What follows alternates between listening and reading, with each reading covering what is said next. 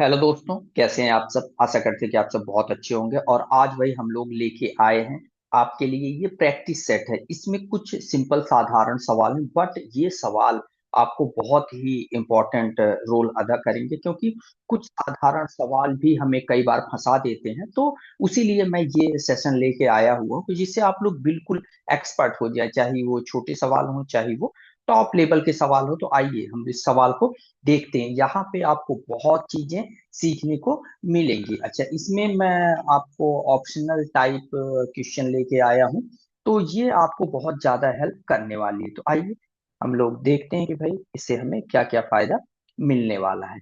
तो यहाँ पे जो आपका पहला क्वेश्चन, अच्छा हाँ, आप लोग भाई चैनल पर आए हैं, तो चैनल पर और सारी भी वीडियो डली हुई है। एक बार देख के कमेंट कीजिएगा कि क्या आपकी रिक्वायरमेंट के हिसाब से ये वीडियो है या नहीं है। चलो इसमें देखो क्या आपको नया मिलता है। अच्छा, हर वीडियो में आपको नया जरूर मिलेगा। तो यहाँ पे जो क्वेश्चन नंबर 1 है कि भाई ट्रांसफार्मर का मुख्य कार्य क्या होता है। सिंपल ऐसे पूछ लिया इंटरव्यूअर ने, क्या होता है। ऑप्शन देखिए आप लोग कैसे इसको कर पाते हैं। क्या ये इलेक्ट्रिकल पावर को मैकेनिकल पावर में बदलता है। भाई ये इलेक्ट्रिकल पावर में मैकेनिकल पावर को कौन बदलती है, मोटर बदलती है। सर ये ट्रांसफार्मर का काम नहीं है। एसी को डीसी में बदलता है, नहीं सर, ये रेक्टिफायर का काम होता है। वोल्टेज को बढ़ाना या घटाना, ये भाई लग रहा है कि ये ट्रांसफार्मर का काम हो सकता है। ठीक है। फ्रीक्वेंसी को स्थिर रखना, तो ये भी इसका काम नहीं है। तो फ्रीक्वेंसी को वेरिएबल या स्थिर रखने के लिए हम लोग ज्यादातर इसका वीएफटी, वेरिएबल फ्रीक्वेंसी ड्राइव का प्रयोग करते हैं, जिसमें हम लोग फ्रीक्वेंसी को कम या ज्यादा कर सकते हैं। तो आइए इसका हम लोग आंसर देखते हैं कि क्या इसका आंसर है। ठीक है। तो इसका आंसर क्या है कि भाई वोल्टेज को बढ़ाना या घटाना, इस किसका काम है, ये ट्रांसफार्मर का हमारे काम है। सवाल नंबर 2, सर्किट ब्रेकर की किस स्थिति में ट्रिप करता है। भाई सर्किट ब्रेकर हमारा कब ट्रिप करता है, जब लोड कम हो। भाई लोड कम होगा तो क्यों ट्रिप करेगा, अच्छे से चलेगा। भाई ये ऑप्शन नहीं हो सकता। जब सप्लाई में वोल्टेज ड्रॉप हो।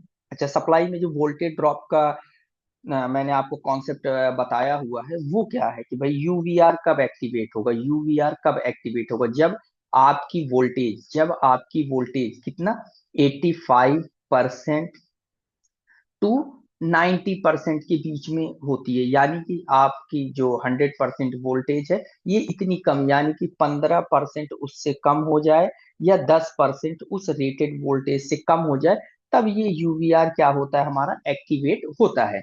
अच्छा, अगर थोड़ा बहुत ड्रॉप हो रहा है तो उससे यूवीआर एक्टिवेट नहीं होगा।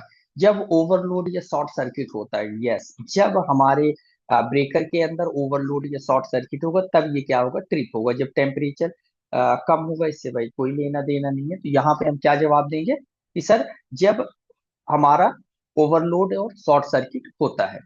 तो यहाँ पे सही जवाब इसका क्या है भाई, ओवरलोड या शॉर्ट सर्किट होने पे हमारा ब्रेकर ट्रिप कर जाता है। तो यहाँ पे हमारा अगला सवाल क्या कह रहा है। अगला सवाल क्या कह रहा है कि भाई इंडक्शन मोटर की स्पीड घटाने के लिए क्या किया जाता है। कई बार, बहुत बार ये पूछा जाता है कि भाई कैसे हम स्पीड उसकी घटा बढ़ा सकते हैं। ये यहाँ पे घटाने की बात कर रहा है, याद रखना क्वेश्चन पूछने का टर्म क्या होता है आपको पता होना चाहिए। यहाँ स्पीड घटाने के लिए क्या किया जा सकता है, फ्रीक्वेंसी बढ़ाई जा सकती है, नहीं, इससे स्पीड क्या हो जाएगी, बढ़ जाएगी। सप्लाई वोल्टेज घटाई जाए, पोलों की संख्या बढ़ाई जाए, या स्लिप को जीरो कर दिया जाए। तो यहाँ पे जो आपका बिल्कुल करेक्ट आंसर है, इसमें क्या होगा, जब आप पोलों की संख्या बढ़ा देंगे तो क्या होगा, या सप्लाई की वोल्टेज घटा देंगे तो क्या होगा। आइए मैं आपको बताता हूं कि इसका राइट आंसर क्या है। भाई इसका राइट आंसर क्या होता है कि पोलों की संख्या बढ़ाई जाए। अगर हम पोलों की संख्या को बढ़ा देंगे तो इसकी स्पीड क्या हो जाएगी, कम हो जाएगी। एनएस स्पीड निकालने का फॉर्मूला क्या होता है, NS equal to 120 f upon P. अगर हमने पोलों की संख्या यहाँ पे बढ़ा दी तो स्पीड हमारी क्या हो जाएगी, यहाँ पे कम हो जाएगी। तो इस तरह से आप वहां पे जवाब दे सकते हैं। आइए सवाल नंबर चौथा, ये क्या कह रहा है कि भाई डीजी सेट में गवर्नर क्या कंट्रोल करता है। पूछ लिया इंटरव्यूअर ने कि गवर्नर क्या कंट्रोल करता है। तो इसका आप जवाब क्या देंगे कि भाई वोल्टेज करता है, इंजन की स्पीड, अल्टरनेटर की फ्रीक्वेंसी, या ल्यूब ऑयल का प्रेशर। तो ये क्या करता है, इंजन की स्पीड को क्या करता है, ठीक है, कंट्रोल करता है। तो सही उत्तर क्या है इसका, इंजन की स्पीड। आइए सवाल नंबर 5 क्या कह रहा है कि अर्थिंग का मुख्य उद्देश्य कौन सा होता है? सिस्टम वोल्टेज को बढ़ाना, लीकेज करंट को ग्राउंड में भेजना, करंट को रिटर्न पाथ प्रोवाइड करना, न्यूट्रल वायर को ठंडा करना। तो आप इसका आंसर क्या बता सकते हैं कि सर लीकेज करंट को ग्राउंड में भेजना, ये इसका क्या होता है, काम होता है। सवाल नंबर 6 ये क्या कह रहा है, कंडक्टर के ऑपरेशन में कौन कौन सी चीजें महत्वपूर्ण होती हैं? जो हमारा कॉन्टेक्टर होता है, कंडक्टर नहीं भाई, कॉन्टेक्टर के ऑपरेशन में कौन कौन सी चीजें महत्वपूर्ण होती है? Magnetic coil, thermal relay, capacitor, MCB trip unit. तो इसमें मैग्नेटिक क्वाइल, जब आपकी मैग्नेटिक क्वाइल एक्टिवेट हो जाएगी तो आपका कॉन्टेक्टर जो है वो ऑन हो जाएगा। तो इसमें क्या रिस्पॉन्सिबल है? Magnetic coil. अगला सवाल देख लेते हैं। ओवरलोड रिले किस प्रकार की सुरक्षा प्रदान करती है? भाई मैकेनिकल ओवरलोड से नहीं, करंट ओवरलोड से, यस, वोल्टेज फ्लक्चुएशन से नहीं, अर्थ फॉल्ट से नहीं। भाई ये किससे करती है? ओवरलोड रिले किस प्रकार से सुरक्षा प्रदान करती है? हमारा करंट ओवरलोड से हमें क्या करती है? प्रोटेक्ट करने का काम करती है। सवाल नंबर 8, पावर फैक्टर सुधारने के लिए क्या लगाया जाता है? ट्रांसफार्मर से पावर फैक्टर नहीं सुधरेगा, स्टेबलाइजर से भी पावर फैक्टर नहीं सुधरेगा, सीटी से तो हम लोग करंट को चेक करते हैं। पावर फैक्टर को सुधारने के लिए कैपेसिटर बैंक का हमें प्रयोग करना पड़ता है। सही उत्तर क्या है इसका? Capacitor bank. तो अभी आपका सवाल नंबर 9, जो केबल होती, जो हम केबल लगाते हैं उसका जब सिलेक्शन करते समय कौन से फैक्टर सबसे महत्वपूर्ण होते हैं? Load, current, capacity.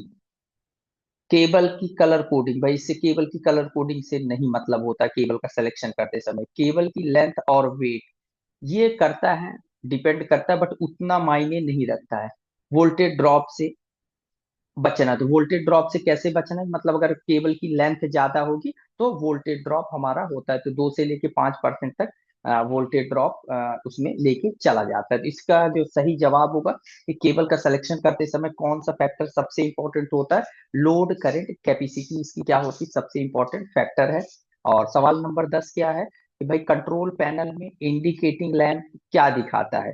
क्या ये सप्लाई की दिशा को बताता है?